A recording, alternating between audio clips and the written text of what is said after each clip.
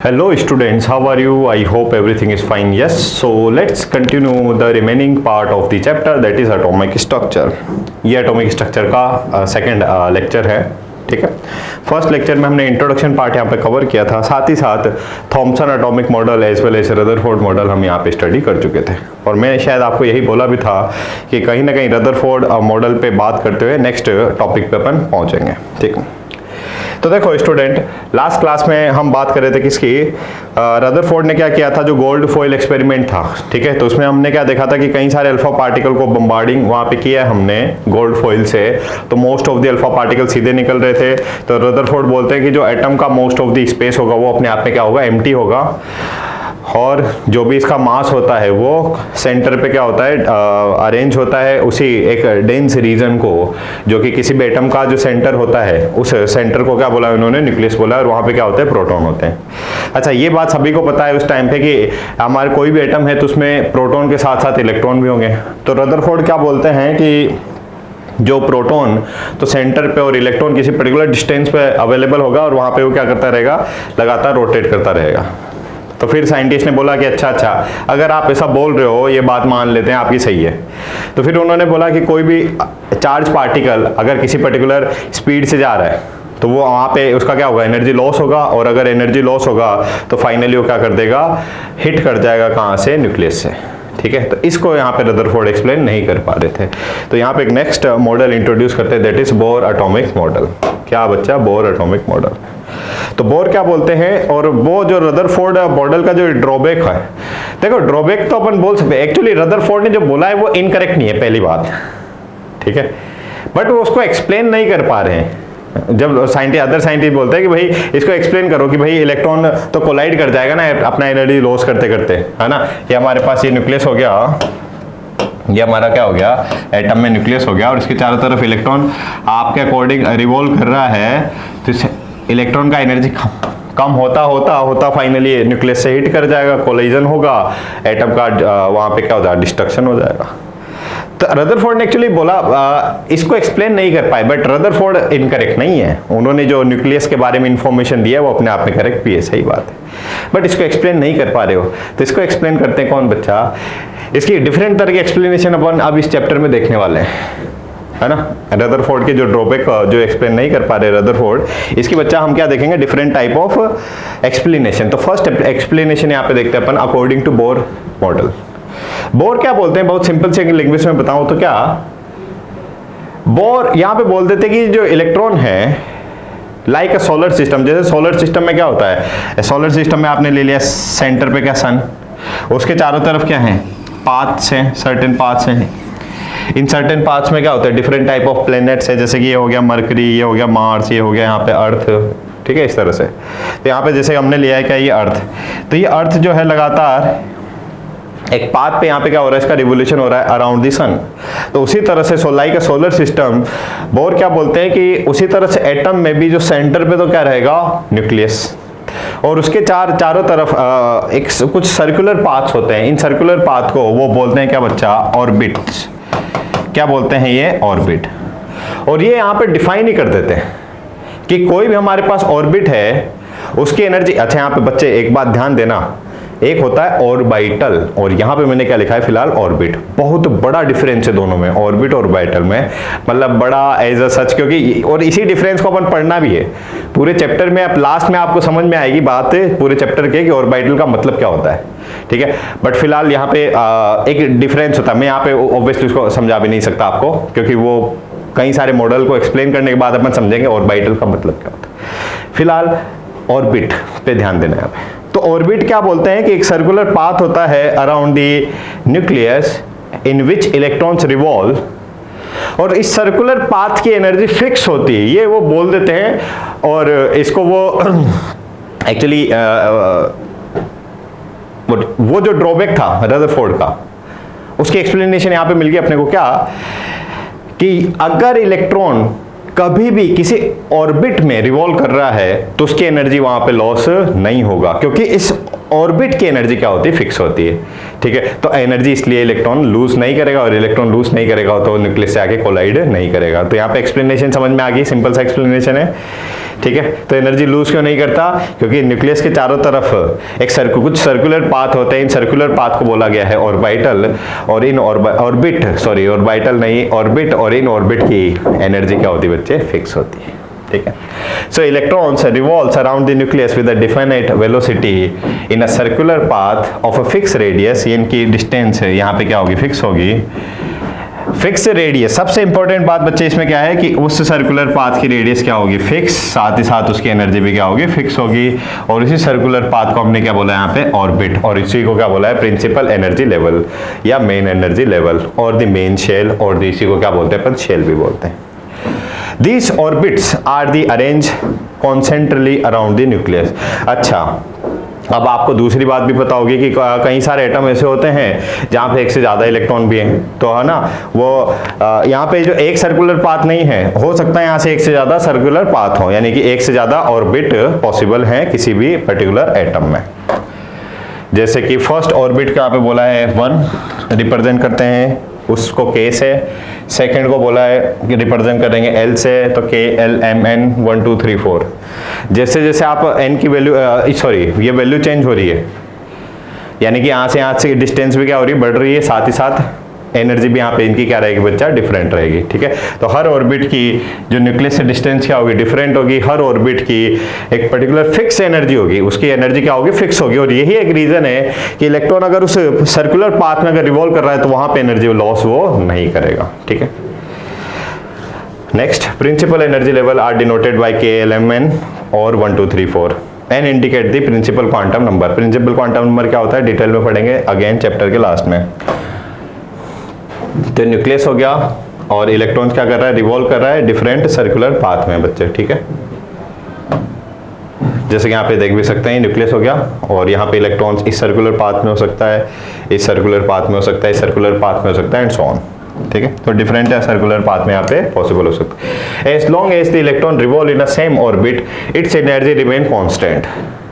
तो ये finally explanation आपको मिल गया रदरफोर्ड एटॉमिक मॉडल का, जिसको एक्सप्लेन नहीं कर पा रहे थे कि अगर ऑर्बिट में वो है तो वहां पे अपनी एनर्जी लॉस नहीं करेगा। The electron neither emit energy nor absorb the energy, hence this orbits are termed as stationary state और द स्टेशनरी ऑर्बिट। ये टॉपिक टर्म भी अपने को याद रखनी क्या कि स्टेशनरी स्टेट या स्टेशनरी ऑर्बिट्स का क्या मतलब होता है। Next, the energy of electron changes when electron move from one orbit to another. Obviously अलग अलग ऑर्बिट का एनर्जी क्या है? अलग अलग।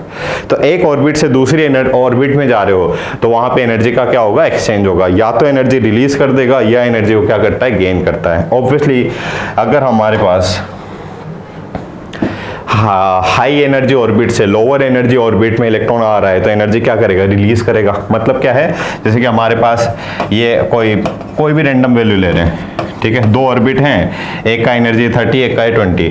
तो अगर high energy shell to low energy shell में जा रहा है तो एनर्जी का यहाँ पे क्या करेगा बच्चा? इमिशन करेगा। कितनी एनर्जी यहाँ पे बाहर निकल जाएगी? 30 माइनस 20, कितनी? 10। क्योंकि यहाँ पे ध्यान देना, ये अलग ऑर्बिट है, अलग ऑर्बिट है। तो high energy shell to low energy shell में जाना है। और बोर एटॉमिक मॉडल में यही तो देख रहे हैं कि इस पर्टिकुलर ऑर्बिट में फिक्स एनर्जी है, इस पर्टिकुलर ऑर्बिट में फिक्स एनर्जी है। अगर इससे इलेक्ट्रॉन यहाँ पे आ रहा है तो यहाँ पे मैक्सिमम एनर्जी कितनी हो सकती है? 20, बट यहाँ पे तो 30 थी, तो बाय डिफॉल्ट उसको 10 लूज करनी पड़ेगी। तो यस, यहाँ पे क्या होगा? एनर्जी का इमिशन होगा। और इसी को अपन पढ़ेंगे भी सही डिटेल में हाइड्रोजन स्पेक्ट्रम में। और वाइस वर्सा, अगर हमारे पास लोअर और एनर्जी शेल में इलेक्ट्रॉन है, अगर वो हाई एनर्जी ऑर्बिट में जा रहा है तो एनर्जी क्या करेगा? अब्सॉर्ब करेगा, ठीक है।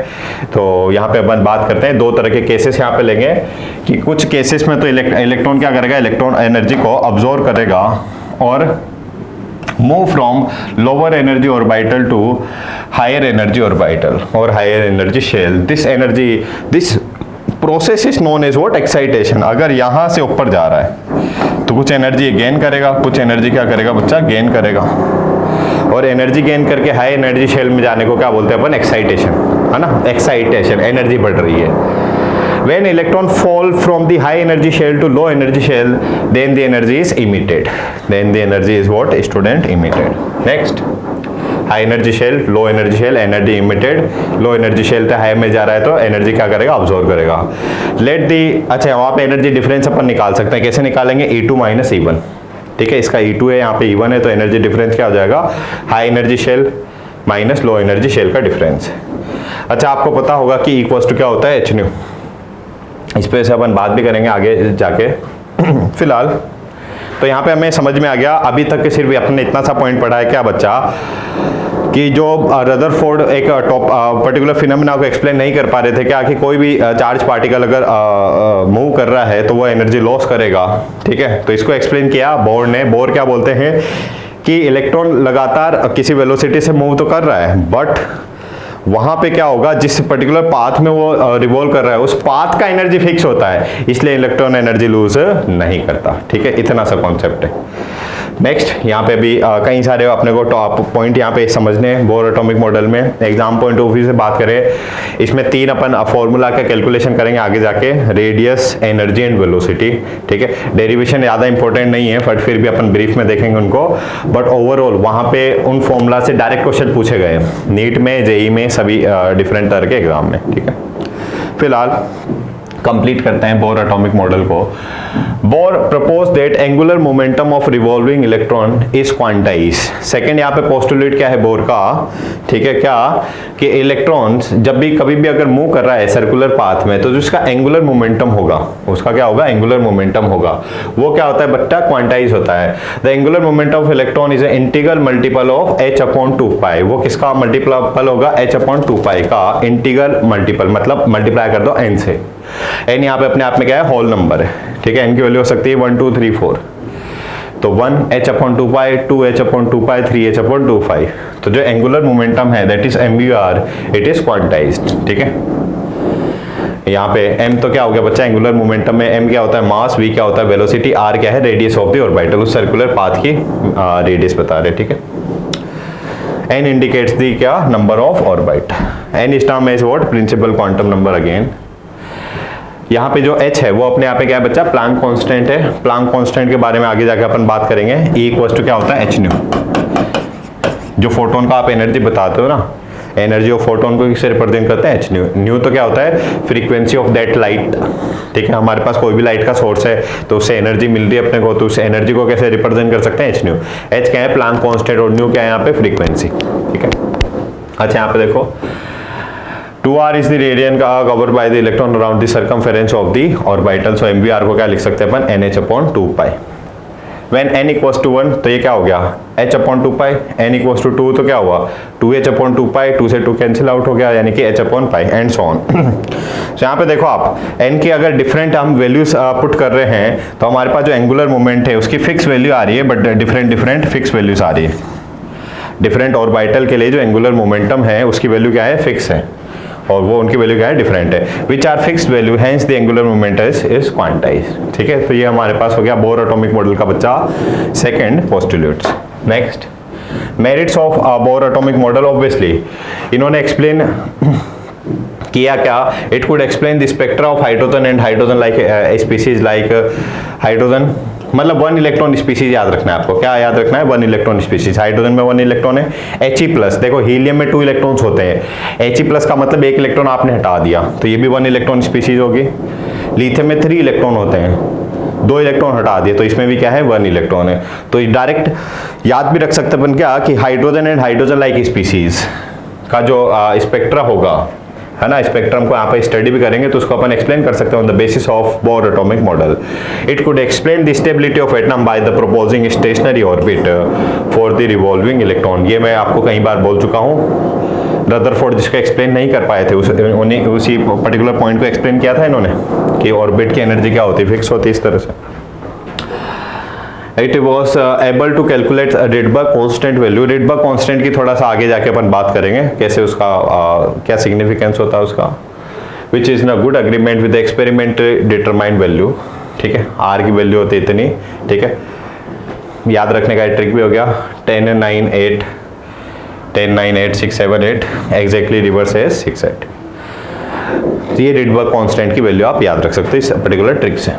Bohr energy equation could be applicable for the hydrogen as well as hydrogen like species, मतलब 1 इलेक्ट्रॉन स्पीसीज। ठीक है, तो बोर एटॉमिक मॉडल में अपन 3 जो फॉर्मूलाज को पढ़ने वाले हैं, एनर्जी, रेडियस और वेलोसिटी का, वो hydrogen as well as hydrogen like species के लिए क्या होते हैं बच्चा, वैलिड होते हैं। ठीक है, और उसके एक्सप्लेनेशन अपन देखेंगे भी सही। ठीक है, फिलहाल जो एनर्जी का फॉर्मूला है बोर एटॉमिक मॉडल में वो आएगा कुछ इस तरह से। अच्छा, यहाँ पे इसका डेरिवेशन नहीं है तो कोई इशू नहीं है। मैं शायद आपको बोला भी था कि हमें जो बोर एटॉमिक मॉडल में सबसे ज़्यादा इंपॉर्टेंट पॉइंट्स क्या हैं, इन फॉर्मूला से डायरेक्ट कई बार क्वेश्चन पूछा गया है। तो एनर्जी का ये फॉर्मूला आप याद रखते हैं तो ठीक है, बट इसका सिंप्लीफाई जो फॉर्मूला है वो कौन सा है बच्चा, दिस वन। ये मोस्टली जो क्वेश्चन अपन से पूछे हैं इस पर्टिकुलर फॉर्मूला से पूछा है। कोई भी हमारे पास किसी भी ऑर्बिटल में जो इलेक्ट्रॉन है तो उस ऑर्बिटल की ऑर्बिट की एनर्जी क्या होती है, फिक्स होती है। उस ऑर्बिट की एनर्जी अपन कैसे निकाल सकते हैं, इस पर्टिकुलर फॉर्मूला से। E = -13.6 Z² n² electron volt. ठीक है, जैसे n की वैल्यू डिफरेंट पुट करते हैं अपन, जैसे कि हाइड्रोजन के लिए बात करते हैं, किसके लिए बात करते हैं, हाइड्रोजन के लिए, तो Z की वैल्यू तो कितनी होगी 1, n की वैल्यू भी पुट कर रहे हैं 1, तो Z भी 1, n भी 1, तो इस ऑर्बिट की एनर्जी फिक्स हो जाएगी कितनी बच्चा, -13.6। Z² कितना, 1 का स्क्वायर, हाइड्रोजन है तो 1 का स्क्वायर, और n भी कितना 1, तो 13.6 इलेक्ट्रॉन वोल्ट पर एटम। तो मेरे पास फर्स्ट हमारे पास जो ऑर्बिट है हाइड्रोजन में उसकी एनर्जी होगी। हाइड्रोजन के लिए बात कर लेते हैं सेकेंड ऑर्बिट के लिए। तो सेकेंड ऑर्बिट में उसकी एनर्जी को किससे रिप्रेजेंट कर रहे हैं बच्चा, E2 से। तो यहाँ पे n की वैल्यू कितनी पुट करेंगे अपन, 2, Z की तो 1, तो 1 का स्क्वायर तो अगेन 1, Z की n की वैल्यू कितनी है 2, 2 का स्क्वायर कितना 4, तो 13.6 अपॉन 4 कितना आता है, लगभग -3.4। ठीक है, कितना आएगा 3.4। यहाँ पे देखो ना, डिफरेंट हमारे पास ऑर्बिट है, n = 1 है तो इतनी एनर्जी है, n = 2 है तो डिफरेंट एनर्जी है, और ये एनर्जी क्या होती है बच्चा, फिक्स होती है। ठीक है, और यहाँ पे जो बोर एटॉमिक मॉडल में जो हमने फॉर्मूला के बेसिस पे एनर्जी का कैलकुलेशन किया है, इसका कहीं ना कहीं एक्सपेरिमेंटल एक्सप्लेनेशन भी अपन देखने वाले हैं अभी। ठीक है, हाइड्रोजन स्पेक्ट्रम में। ठीक है बच्चे, फिलहाल एनर्जी का यहाँ पे फर्दर अपन लिख सकते हैं एनर्जी को किसकी टर्म में, रिडबर्ग कांस्टेंट के टर्म में। Energy equals to what, -RH upon 1/n²। Okay, second energy level और the fix energy level. The radius of orbital can also be calculated by the using Bohr equation। अच्छा, कोई भी हमारे पास orbit है किसी भी एटम में तो हम क्या कैलकुलेट कर सकते हैं, एक तो उसका रेडियस भी कैलकुलेट कर सकते हो, उसका इस ऑर्बिट के आप एनर्जी भी कैलकुलेट कर सकते हो, और इस पर्टिकुलर ऑर्बिट में अगर इलेक्ट्रॉन मूव कर रहा है तो उसकी आप वेलोसिटी भी कैलकुलेट कर सकते हो। तो हमारे पास यहाँ पे 3 फॉर्मूला है। पहला अपन देख चुके हैं, एनर्जी का फॉर्मूला है कितना, -13.6 Z² n²। ठीक है, हाइड्रोजन के लिए अपन ने बात किया, हो सकता है आपसे हीलियम के लिए पूछ लिया जाए। ठीक है, तो इन फॉर्मूला पे, एनर्जी वाले फॉर्मूला पे तो अपन काफी काम करते रहेंगे भी। ठीक है, तो वो वाला फैक्टर तो आ जाएगा। फिलहाल बात कर लेते हैं अपन रेडियस की। रेडियस का फॉर्मूला होता है बच्चा फिक्स, n²h² 4πme²/z। ये किसका फॉर्मूला हो गया, रेडियस का। ठीक है, अगर यहाँ पे हम हाइड्रोजन के लिए इसको सिंप्लीफाई करें तो हाइड्रोजन के लिए Z की वैल्यू कितनी होगी बोलो 1, और मास ऑफ इलेक्ट्रॉन भी क्या होता है, फिक्स होता है। फर्स्ट लेक्चर में अपन ने देखा था। तो सारी वैल्यू आप अगर पुट कर दें, H प्लैंक कांस्टेंट है, उसकी कुछ फिक्स वैल्यू, उसकी वैल्यू अपन पुट कर देते हैं, तो इन सभी वैल्यू जो भी कांस्टेंट हमारे पास उनकी वैल्यू पुट कर दी तो फाइनल हमारे पास फॉर्मूला बन के आता है कुछ ये वाला, 0.529 अपॉन n²/z एंगस्ट्रॉम। ठीक है, अगेन यहाँ पे हमारे पास देखो हाइड्रोजन के लिए अगर बात करें तो Z की वैल्यू होगी कितनी 1। हाइड्रोजन के फर्स्ट शेल की बात करें तो R का फॉर्मूला क्या है 0.529 n²/z, n की वैल्यू 1, Z भी 1, तो कितना हो गया, यही वैल्यू आ गई मेरे पास। R की वैल्यू कितनी 0.529 एंगस्ट्रॉम की वैल्यू कितनी होती है 10⁻10 मीटर। ठीक है, जैसे कि आपसे पूछा है इस तरह का क्वेश्चन, और ऐसा एग्जाम में कभी क्वेश्चन भी पूछा गया है कि बताइए रेडियस ऑफ हाइड्रोजन और रेडियस ऑफ He+2, इसका तो बताना है आपको। ठीक है, दोनों का बताना है आपको radius for the first shell, दोनों का रेडियस का रेशियो बताना है आपको फॉर द फर्स्ट शेल। तो हाइड्रोजन का रेडियस का फॉर्मूला और दोनों के केस में रेडियस का फॉर्मूला तो सेम ही रहेगा, 0.529 n²/z। यहाँ पे भी क्या रहेगा 0.529 n²/z। 0.529 से 0.529 कट गया, अब यहाँ पे देखो उसने क्वेश्चन में डिफाइन कर दिया है कि फर्स्ट शेल दोनों के लिए कौन से ऑर्बिट के अपन रेडियस का रेशियो लेने चाह रहे हैं फर्स्ट शेल के लिए, तो n की वैल्यू यहाँ पे भी 1 यहाँ पे भी 1, तो वो भी कैंसिल आउट हो गया। अच्छा 1/z और यहाँ पे भी 1/z। हाइड्रोजन का z एटॉमिक नंबर कितना होता है 1 और हीलियम का एटॉमिक नंबर कितना होता है 2, तो ये 2 नीचे है, नीचे वाला ऊपर चले जाएगा, तो क्या आ जाएगा बच्चा फाइनली 2:1। तो ये मेरे पास रेशियो आ गया, रेडियस ऑफ हाइड्रोजन और रेडियस ऑफ हीलियम कितना आ जाएगा 2:1। ओके इस तरह के एग्जाम में कई बार डायरेक्टली क्वेश्चन आपसे पूछा भी गया है। Next, the frequency of the line in a hydrogen spectrum were calculated using by the Bohr equation and found to be are good in experimental value. ये मैं शायद आपको बोल भी रहा था कि हमारे पास जब ऑर्बिट की जब हमने एनर्जी निकाली इस फॉर्मूला से 13.6 Z²/n², तो वो एनर्जी की वैल्यू सेटिस्फाई होती है और इसको एक्सपेरिमेंटली अपन एक्सप्लेन कर सकते हैं on the basis of what hydrogen spectrum student. ठीक है, तो वहां तक थोड़ा सा अभी होल्ड करेंगे आप, फिलहाल बात कर लेते हैं इसके डीमेरिट की। तो मेरिट अपन समझ गए कि रदरफोर्ड मॉडल का जो एक्सप्लेनेशन वो नहीं दे पा रहे थे उसको एक्सप्लेन किया इन्होंने। दूसरी बात, जो बोर एटॉमिक मॉडल से जो हमें एनर्जी इसकी वैल्यू मिल रही है, भाई रदरफोर्ड मॉडल यही तो एक्सप्लेन नहीं कर पा रहे थे बार बार क्या कि एनर्जी लूज करेगा, तो इन्होंने बोला एनर्जी फिक्स होती है और इन्होंने फॉर्मूला भी दिया और इस फॉर्मूला को मैथमेटिकली इन्होंने ड्राइव किया है, बट इसका एक्सप्लेनेशन दिया अलग साइंटिस्ट ने, और वो एक्सपेरिमेंटल डेटा और बोर एटॉमिक डेटा क्या कर रहा है बच्चा, ऑलमोस्ट मैच कर रहा है। इसलिए हम बोल सकते हैं कि यस बोर एटॉमिक मॉडल तो करेक्ट एक्सप्लेनेशन दे रहा है हाइड्रोजन और हाइड्रोजन लाइक स्पीसीज के लिए, उनके एटम्स के लिए। नेक्स्ट, डीमेरिट में क्या है, it could not explain the spectra of multi electron species.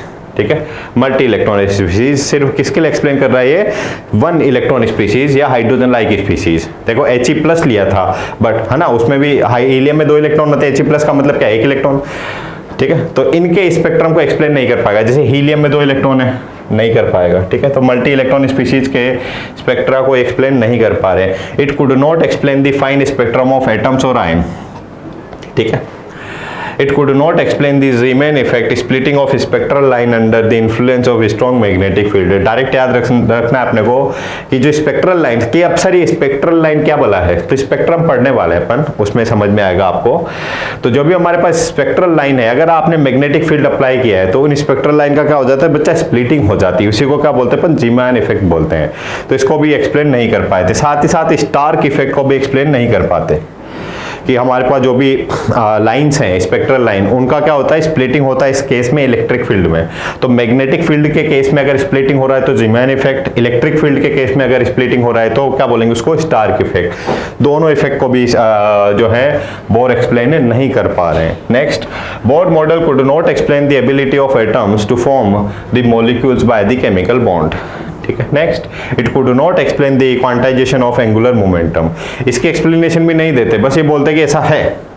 एक इंटरेस्टिंग सा यहाँ पे तो बताते हैं लोग, पता नहीं स्टोरी है कि क्या है, कि जो प्रेस वाले इनसे पास जाके पूछते हैं बोर्ड से कि भाई ये कैसे, मतलब इसका मतलब क्या एक्सप्लेनेशन है आपके पास, तो बोर्ड बोलते कि बस ये है ना, मैं बोल रहा हूँ इसलिए ये है। ठीक है, तो ऐसे वो आंसर करते हैं और वो बात कहीं ना कहीं ठीक है जो भी है सिग्निफिकेंस उस टाइम पे रहा हो, बट यहाँ पे देख सकते हैं आज टुडेज कि this particular relationship is correct. इसके एक्सप्लेनेशन भी अपन एक्सपेरिमेंटली प्रूफ भी कर चुके हैं। ठीक है, it is against the Heisenberg uncertainty principle. Heisenberg uncertainty principle क्या होता है, सेकेंड लास्ट लेक्चर में अपन कवर करेंगे इसको। It is flat model of the atom of the 2 dimensional. ठीक है, रेडियस ऑफ एटम। अच्छा, यहाँ पे उसका अभी बच्चा डेरिवेशन वाला पार्ट आ गया है जो कि बहुत ज़्यादा इंपॉर्टेंट नहीं है। ठीक है, यहाँ पे लिखा हुआ अभी जैसे कि एडिशन इंफॉर्मेशन। ओके, तो देखो कोई भी बहुत ब्रीफ में मैं फिर भी एक्सप्लेन कर देता हूँ। ओके, तो हमारे पास कोई भी एक इलेक्ट्रॉन है, द इलेक्ट्रॉन मूव कर रहा है किसी पर्टिकुलर वेलोसिटी के साथ। ऑब्वियसली इलेक्ट्रॉन पे क्या होता है, नेगेटिव चार्ज। न्यूक्लियस पे प्रोटॉन होता है, प्रोटॉन पे क्या है, positive charge. Positive charge negative charge एक दूसरे को क्या करेंगे, अट्रैक्ट करेंगे, यानी कि एक अट्रैक्शन फोर्स यहाँ पे काम कर रहा है। इसीलिए तो ये बंधा हुआ है, हिंदी में बोले तो इलेक्ट्रॉन क्या है, बंधा हुआ है न्यूक्लियस से काइंड ऑफ। ठीक है, अट्रैक्शन वहाँ पे वर्क कर रहा है। So there is a moving electron centrifugal force acting away from the center। ये तो हो गया हमारे पास क्या बच्चा, सेंट्रीफ्यूगल फोर्स। और ये क्या हो गया, centripetal force acting toward the centre. ठीक है, कोई भी मूविंग बॉडी है तो उसमें इस तरह से दो फोर्सेस काम करेंगे, सेंट्रीफ्यूगल एंड सेंट्रीपिटल फोर्स, ठीक है ना। जैसे कि आपने ठीक है, ऐसी कंडीशन आपने देखी भी होगी कभी, एक पत्थर को एक धागे से बांध के अपन उसको घुमा रहे हैं, ठीक है, तो वहां पे भी दो फोर्स काम कर रहे हैं, centrifugal and centripetal force. We note there is always force of attraction between the nucleus and the electron due to what, opposite charge. मैं बता चुका हूं इसको। Let's apply the coulombic law of electrostatic force, जिसको बोल रहे हैं के Q1 Q2 upon R square. दो हमारे पास चार्ज हैं जिसपे दो Q1 Q2 चार्ज, उन दोनों के बीच में कोई पर्टिकुलर डिस्टेंस है। मेरे पास दो चार्ज है Q1 और Q2, इनके बीच में कोई पर्टिकुलर डिस्टेंस है R, तो इन दोनों चार्ज के बीच में क्या करेगा, फोर्स काम करेगा, उसको बोलते हैं इलेक्ट्रोस्टैटिक फोर्स या कोलम्बिक फोर्स। निकालते उसको इस तरह से के Q1 Q2 upon R square. जैसे कि दो मास हैं, ग्रेविटेशनल का क्या मतलब होता है, ग्रेविटेशनल फोर्स की दो मास के बीच में एक फोर्स काम करता है, उसको ग्रेविटेशनल फोर्स बोलते हैं।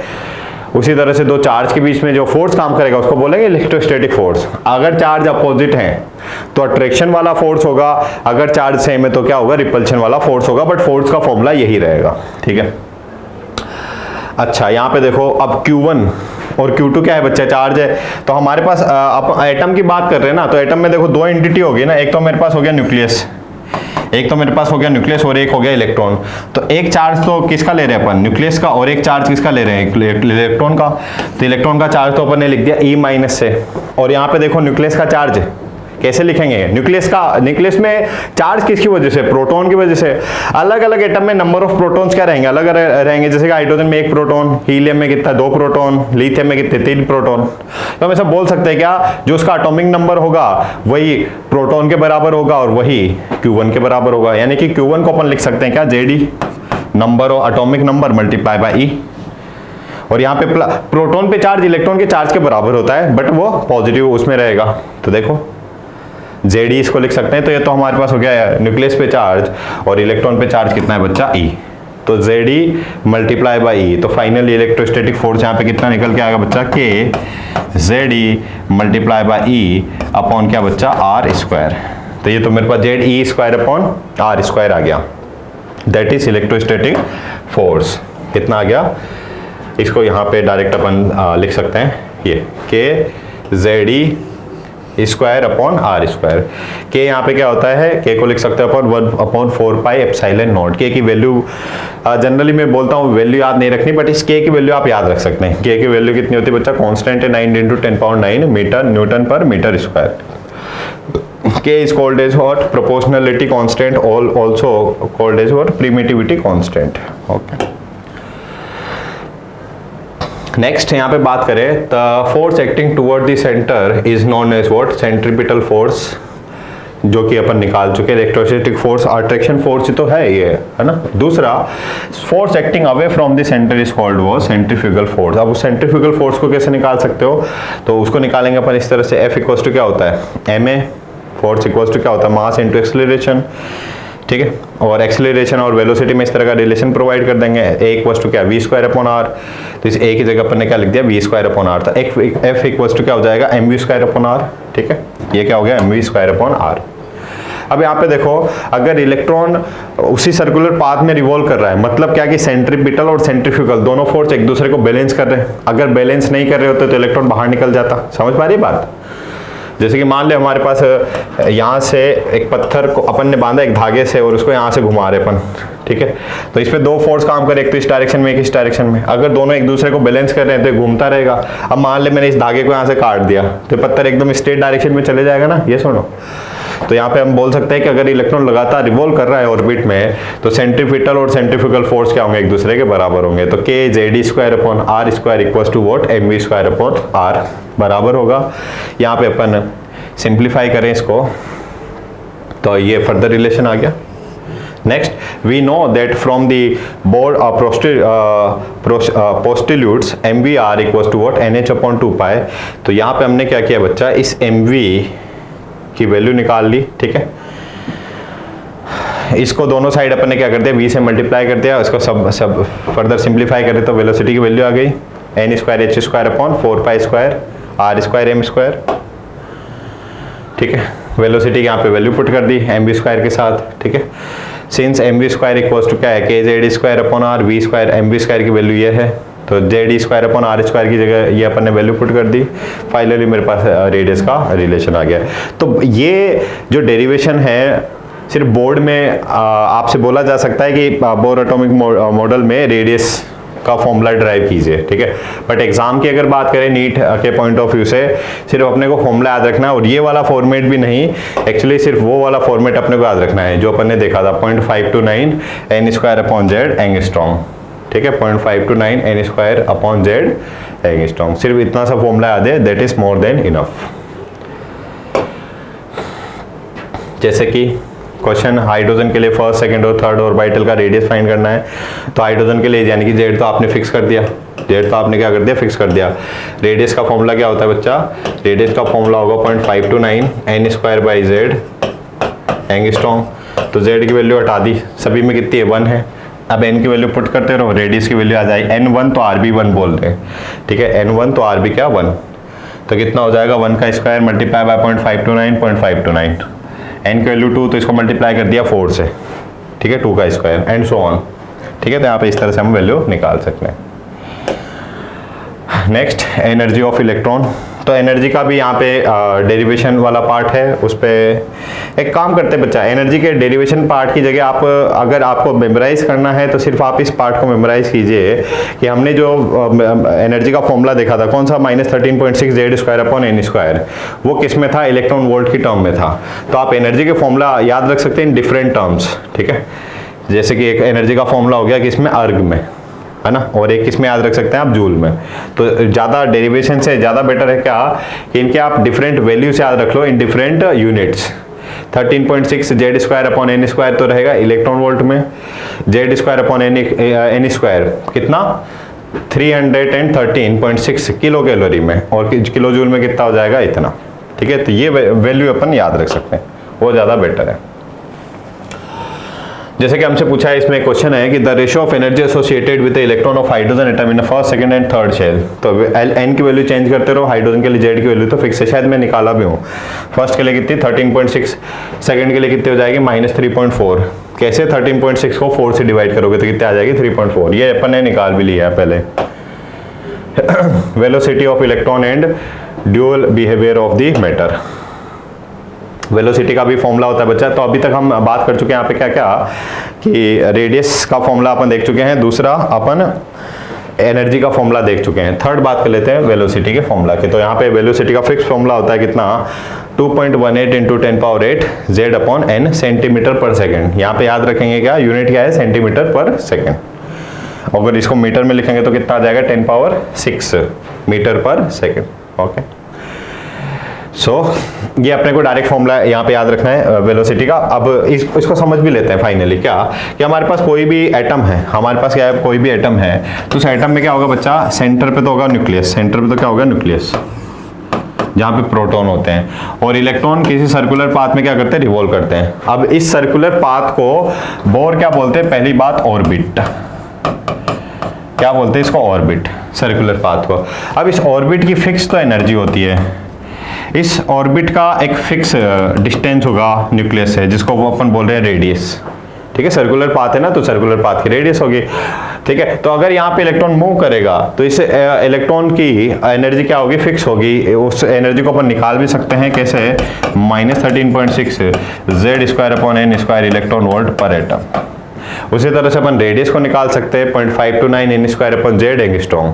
उसी तरह से यहाँ पे किसी वेलोसिटी से इलेक्ट्रॉन ऑब्वियसली मूव कर रहा होगा, तो इस वेलोसिटी को अपन यहाँ पे कैलकुलेट कर सकते हैं। तो देखो यहाँ पे जितनी भी इंफॉर्मेशन हमारे पास लगनी चाहिए थी कि एटम में यस प्रोटॉन होता है, सेंटर पे होता है इलेक्ट्रॉन, यस किसी पर्टिकुलर डिस्टेंस पे होगा, किसी पर्टिकुलर वेलोसिटी से मूव कर रहा होगा, ठीक है। तो ये यहाँ पे हम कई सारी इंफॉर्मेशन प्रोवाइड कर सकते हैं about the what student electron, okay. The quanta is mechanical consideration of subatomic particle. Due to certain limitation of Bohr atomic model of atom, a better model of atom is required. It should be more generalized.